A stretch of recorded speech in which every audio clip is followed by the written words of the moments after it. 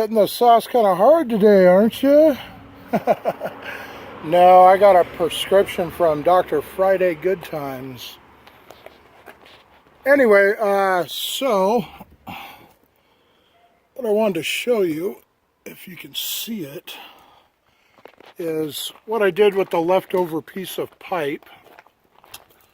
I made a rod holder.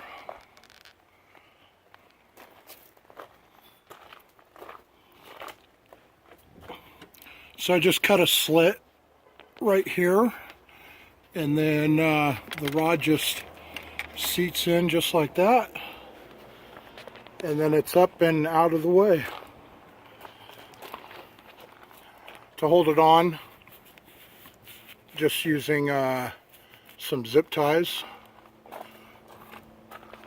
And with the slit, the way that it's cut, probably could fit maybe another rod in there, maybe a third rod. Anyway, just a little update video about the rod holder that I made. Alright, back to Dr. Good Times. Dr. Friday Good Times.